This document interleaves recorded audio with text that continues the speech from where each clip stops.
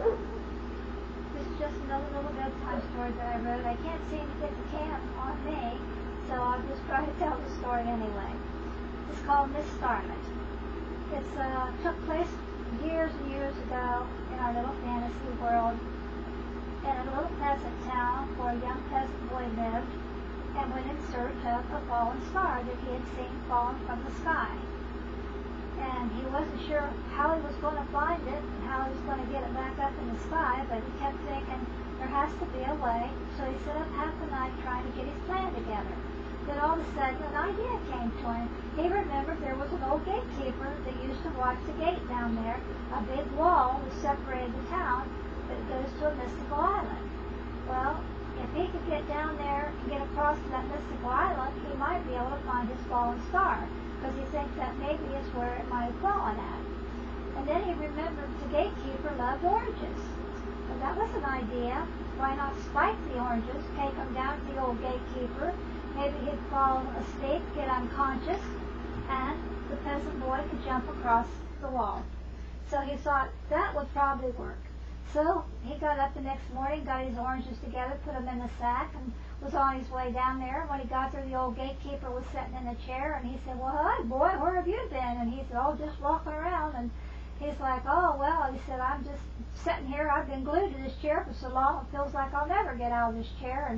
But I got to watch those intruders. They don't get across that wall to get to the mystical island." And he said, "Why don't you just rest a little bit?" And he said, "Oh, I can't do that." He said, "Shirk my duty, lose my job, and I'd be in all kinds of trouble. And what you got behind your back?" He said, "Boy." And peasant boy said, "Oh, got some oranges." He said, "Oranges? You know I love oranges." And he said, "Yeah, I remember when I was little you did." And he's like, "Can I have one?" And peasant boy said, "Well, I wouldn't see why not. They're for you."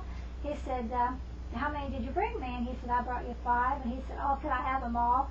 Peasant boy said, "Well, you sure can. They're all yours." So he sat down and he ate a couple of them, and he said, "These are really good." And he said, "But I'm so tired. Oh, it just feels like I need to go to sleep." And peasant boy said, "Well, maybe you do." And he said, "Oh, I can't do that though, remember?" He said, "I got to watch nobody gets over that wall." And he said, "But I'm just so tired." And all of a sudden he closed his eyes and he was out. The peasant boy thought, "There's my way to get across that wall now."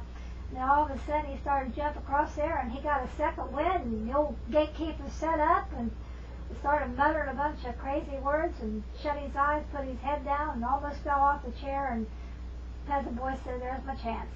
So he jumped across to the wall and got over there in the mystical island, and he's seen all kinds of strange people walking around, singers, dancers, just a lot of different creatures. And he thought, well, this is probably where she fell, over here somewhere, so I'll just ask somebody. And seeing some star catchers walking around carrying their old baskets, and he asked a couple of people, he said, "You know anything about a fallen star?" And they said, "Nah, never heard no fallen stars over here."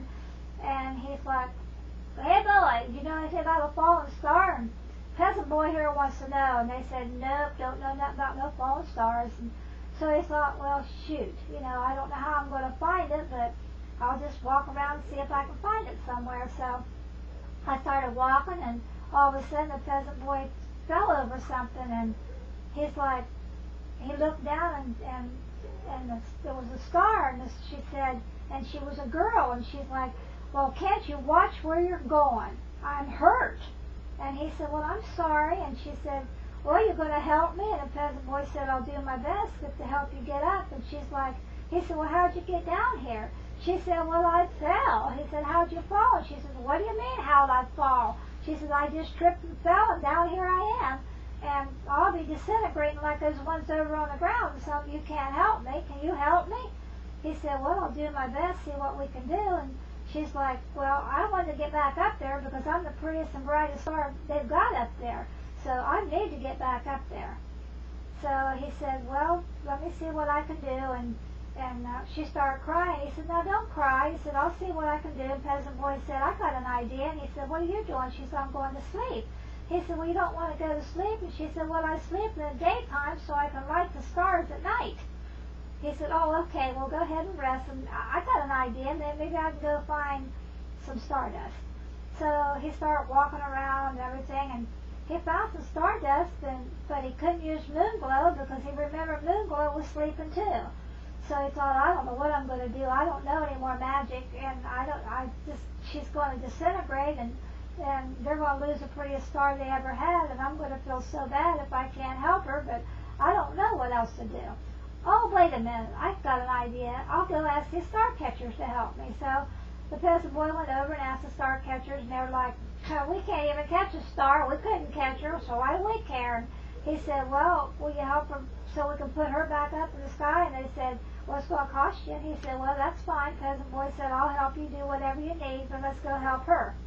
So they went back over to where she was at, and the peasant boy said, I brought you some help, and they tried to help her up, and she couldn't get up, and she kept saying, I'm hurt, I'm hurt. They said, well, if you can't help yourself, we can't do it all. So they wandered off again, muttering to themselves, and he thought, oh no, now what am I going to do? Well, this was too long for YouTube, so I've got to cut it down, and we'll just have to go back to another segment. Hope you like it.